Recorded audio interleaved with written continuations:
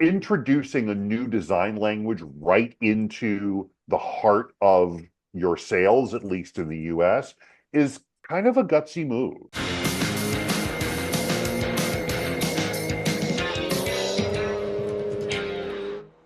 Welcome back to Car-Pinionated, our weekly show on cars, the car industry, and driving in general.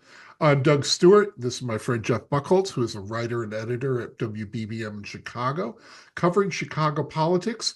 So this is a break for you, right? This is Oh my gosh. Busman's holiday, totally.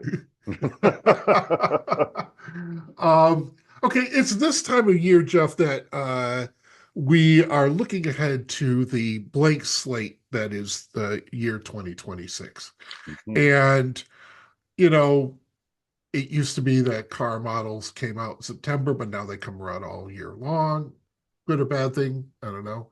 Um, I have clear memories of my dad bringing me down to Dealers Row and on a Sunday and just walking around and seeing the new cars. Yep.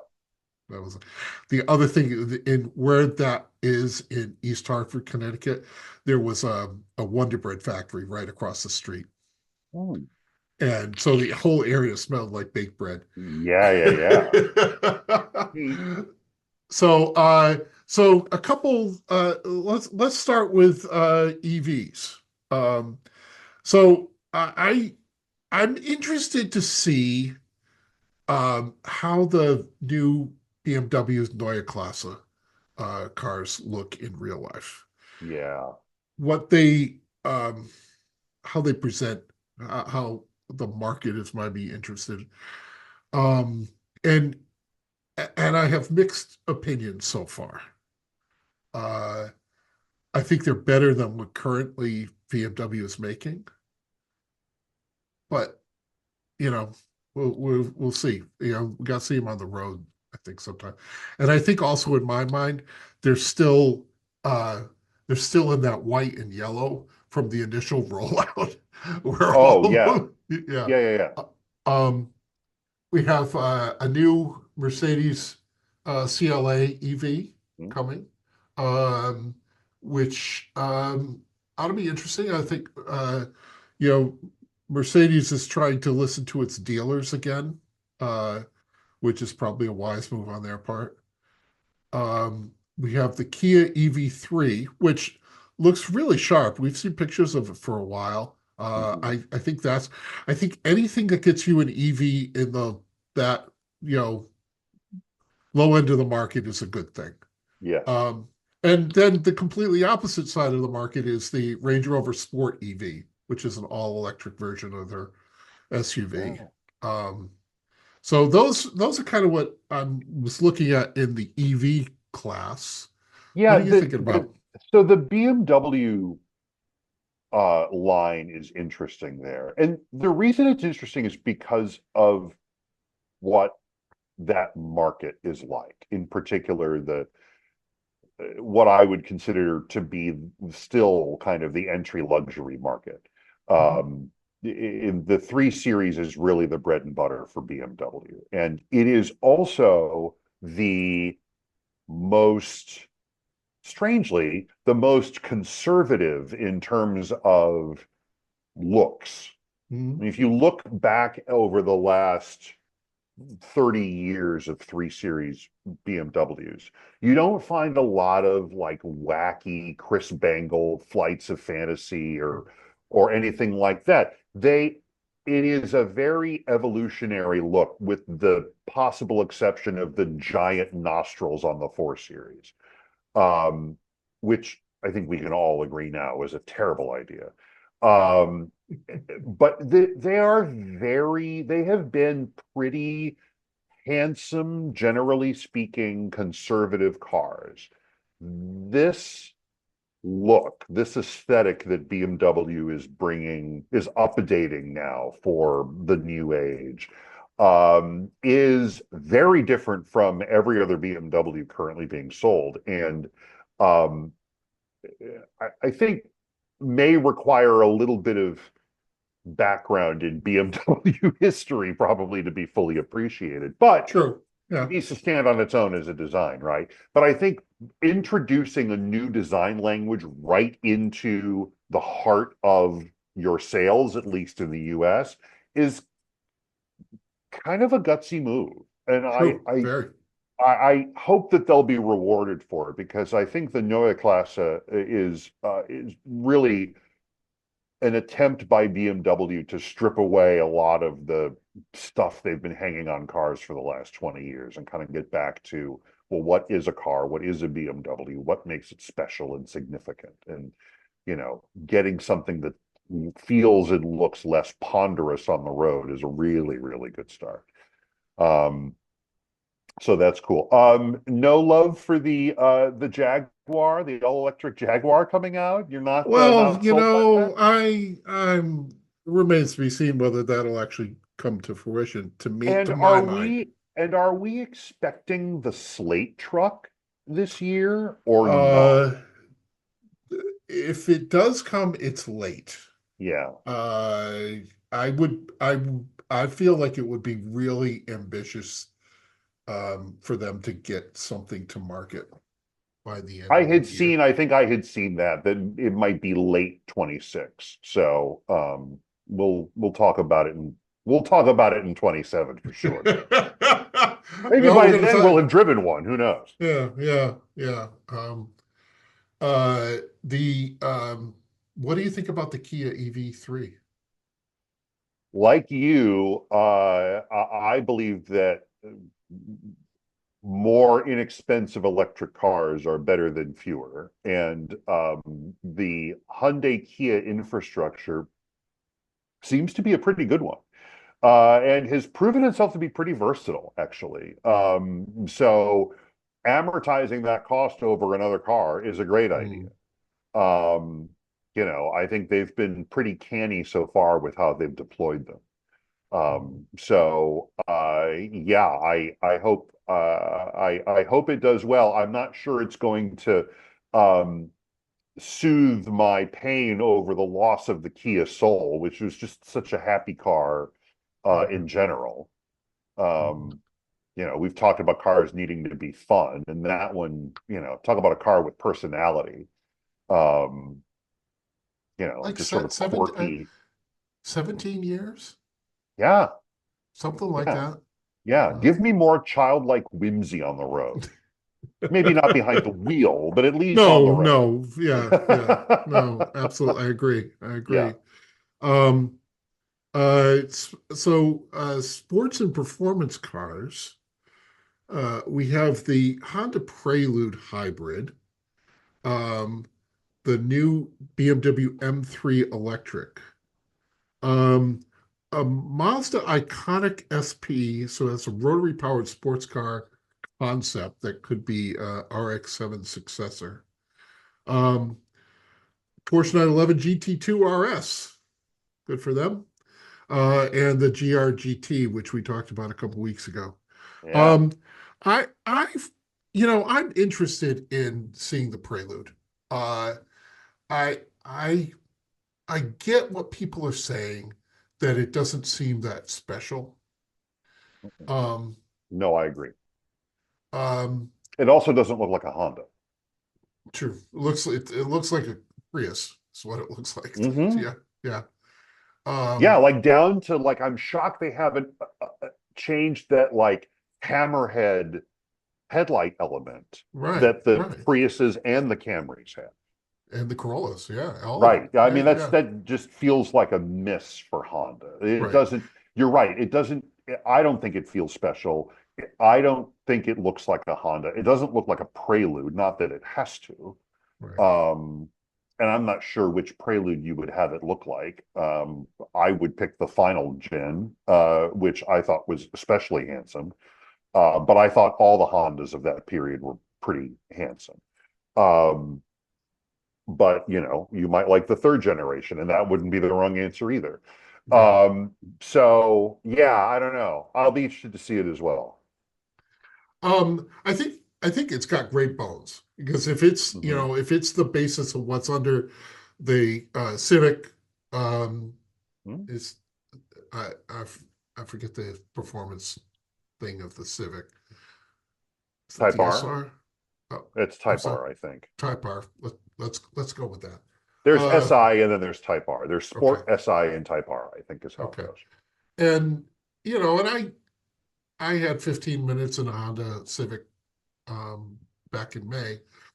Tight, eager to drive. Yep. If those qualities are in the Prelude, good on them. I think there's a I think there it will get a lot of people who like go into the showroom to see it and then maybe buy an Accord Hmm. or something I could else. see. Yeah, I could see that. I could see You that. know, and it's not like they're spending a lot of money on the development. Right. They're not breaking a bank there. Hmm. So that could do them favors. But again, like the original Prelude was not that different fundamentally than was it Civic or was it Accord based? It It was was an an Accord. honest. It was an Accord platform. Yeah, it was Okay. pretty similar. And Honda pays for that platform with the Civic and with the Acura Integra. Hmm. Plus, the HRV. So there's certainly, you know, they got a few extra pieces laying around. Let's make them into a sporty coupe. Why not?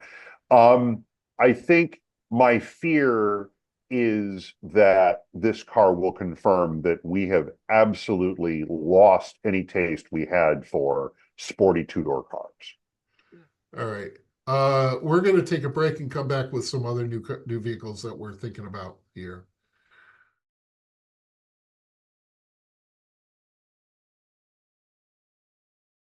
We're back. We're talking about cars that we're looking forward to in 2026, this current year. Um, SUVs and family vehicles. Okay, so there's a couple here that I really want to see on the road. I am really interested in seeing the new Cherokee. Um, we'll in our hearts we will change its name. How's that? Good. um, Yeah. I think it goes this and the Recon are moving Jeep design in the direction it needs to go. A lot more rugged, a lot more outdoorsy, that kind of like it doesn't look like every other SUV on the road, except this one has a 7-slot grill. The Recon is being rolled out at the beginning of the year. Um, I'm really interested in seeing what it looks like on the road, Hmm. and good on them. Will remains to be seen what the Recon does. It's very similar underneath to the Wagoneer S, which has you know dead on arrival. Yeah. um, what are you thinking about the new Telluride? So I think the new Telluride's great. I think the new Palisade is better. And I've seen the new Palisade on the street, and Hmm. it is handsome. It is it is such a glow up from the previous one, which was pretty good. Hmm. They've really luxed that thing way up. The lighting elements, the down the road graphics. It has a hint of Range Rover around the D pillar in back, like like the good Range Rover, like the one from like the mid 2000s. Hmm. It's it's really good. They've done such a nice job with it. And we talk a lot on this podcast about how strong Hyundai Kia are just in general. And this confirms it, that it's a really nice car. And it isn't it doesn't fall victim maybe to some of the cuter elements of the Santa Fe, like the H lights and that kind of thing. Yes. Yeah. And I think the Santa Fe is a great looking car, but I do think that someone told me that they were kind of tired of the H lights, and I totally get that. Mhm. It gives them something to fix in the refresh. But they did such a nice job with the Palisade. It's super impressive. I would agree. I think the top end model looks great. I think the lower end, it kind of looks like there's a window air conditioner unit hanging off the bumper, um, which is kind of Yeah, I get unfortunate. that. I get Yeah, that. there's a Hyundai dealer not, half a mile from here, and they have a bunch of them up in front, and a lot of them seem to be the top end. Uh, Hmm. uh, um, and the the Telluride, everything but the grill. The grill, man, it just, Yeah. oh God, it doesn't work. It Hmm. doesn't work at all. And now that's going to be their new corporate grill because I see some other ones being rolled out with that same. But this one goes and emulates the current top end Range Rover on the back three quarters. Yeah. Okay. Yeah, And that's right. That's right. yeah. Um, I also think it's interesting. I may have mentioned this before that you have that what used to be, so when you had trim levels, right? You had the base maybe, and then you had the one that Hmm. everyone bought, and then had Hmm. a nicer one, and then maybe a Hmm. really nicer one. Hmm. What that top end, whatever that was, is now being usurped by the Wilderness Edition or Yes. the fake off-road edition. Yes. You know, Yes. the Rock Creek, I think, is Nissan's, Yep. you know. So now it's, we built all these SUVs for you, and now we're gonna make them look rugged, you Yes. know. We're gonna make them look like they can actually do what we always said they could do. Right. And apparently they're also refreshing the Sportage. Maybe that's what I'm seeing is that's already out and Mm. stuff. What are you thinking about the new RAV4? It's a RAV4, man. It doesn't matter. Doesn't matter what I think about it. They're going to sell every single one they can, Yeah, and they yeah, deserve to because it's the default SUV. yeah, Um, you know. yeah. I think it looks better than the last gen. Okay. I think it's I think I've smoother. only It's seen like one in the wild so far. mm, I'm finally seeing Forerunners, by the way, yeah, in an yeah, exciting development. But I haven't seen very many RAV4s yet. But I'm sure that'll change. yeah. I, I, I, I think the interior looks a lot better. I think uh, the exterior is a lot less complicated. Hmm. Um, and there used to be a theory about Japanese design that because it was such a small and compact country, that they didn't look at the whole car. They were Yes. looking at pieces of the car. Yes. I have also And heard that theory. and the I think this idea is like they looked at it cohesively. Hmm. And I'm interested. I mean, it may not be the be all and end all of sports packages, but good on them that they're putting the GR, you know. Sure. Yeah. Yes. So the theory about not seeing the whole car, where I Mhm. first heard about that was also a Toyota. It was the difference between the second generation Celica and the third Mhm. generation Yeah. Celica. Yeah. Second generation Celica, famously the first Toyota to be designed in California. It was Hmm. designed at Calty, and it was far more fluid, far more organic, very smooth. Hmm. Famously, the basis for the first gen Supra. And then the third gen Celica was all giant flares and weird angles and that kind of thing. And it was that one was a Japanese design car. And so the explanation was, well, this was because it was designed in Japan. You can tell because it's got this weird ramp going up to the marker light on the back, and which makes no sense at all. Right. Yeah, and has the headlights that flip up like that, um, I which love that also generation. I love that yeah, generation. I did too. I did too. I there's a somebody has a second gen Supra, which is that generation in Mm, black around the corner from me, and I've always wanted one of oh, those. They're impossible to find, right, especially here, right. because everything Toyota made in the 80s dissolved within about 10 years. Yeah. You have to go to California or you have to go to the Pacific Northwest to find, cars that haven't been completely destroyed. And those are incredibly expensive. Um, so, and there is, and this one probably likely is not coming to the US. There's a new Renault Duster, which you have. You know how I feel about this car. Yes, I do. Yes, I do. It's a great car in the same way that the Suzuki Jimny is a really great car, I Hmm. think. It is, although it is more of a sort of traditional compact utility vehicle.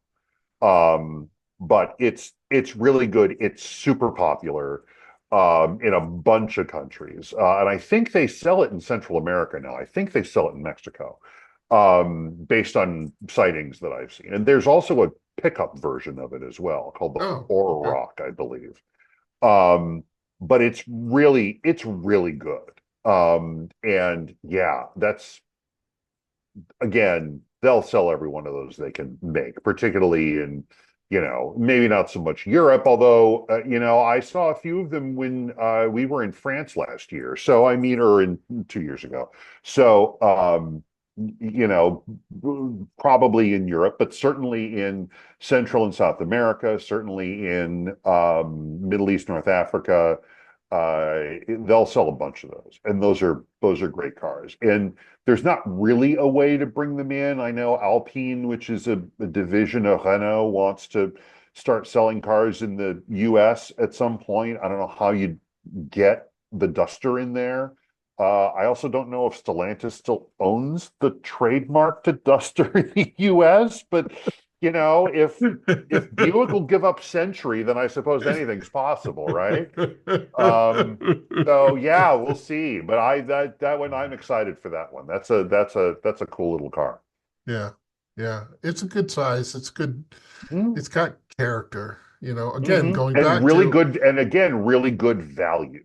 right, right. Which is when you eliminate so many things at the low end of the market, that's what you really want. You want something that, like, I paid my money and and I didn't get an Eclipse, or a Mirage. I didn't get a Right. Mirage. Yeah. You know? Yeah, and remember that the Duster is actually a product of Dacia, which is the Romanian Mm, division of Renault, which is why they can build and sell it relatively inexpensively as compared to the rest of the line. So, yeah, yeah. you know, All right. So I'm sure we'll see more. We're sure we'll see other things that are coming up. I think there's a new F-150 that is around the corner, whether it's this coming year or in the following year. I Not sure. think we're about due for one. Yeah. I feel like it's been a few years since a refresh. I do think I have now completely lost track of model year changes in the F-150. Like I literally can't Yeah. tell what year is one and what year is the other. And for someone who used to pride himself on knowing the difference in model years for Mhm. various vehicles, that is a personal disappointment of mine. Um, it's interesting that at least for that product, we have gone back to the idea of planned obsolescence. I remember years ago, Dick Teague, may he rest in peace, the legendary design boss at American Motors, the guy who created whole models out of doing nothing other than chopping the end off of one car. Presto, another car. Um, Said, I think in the 80s or whatever, we should go back to planned obsolescence. Everything worked so well then. Well, yeah, you would say that. But Yeah, apparently that's where we're at annual grill changes for the F-150 now, I right. guess is where Yeah, we are. Because I've yeah. I've completely lost track of all of those. You know, uh, AMC's whole design budget was a GM rounding error. Yeah, true. You think about all of the stuff that they did with no money. Nothing, Like it's crazy they got nothing. any cars done at all. Right, right, right. All right. We're going to wrap it up here. Yeah, Thank you, sir. Always a pleasure talking to of you. course. Of Uh, course. Glenn will return, and we will see you on our YouTube page. Give us a like and subscribe. And with that, we will see you next time.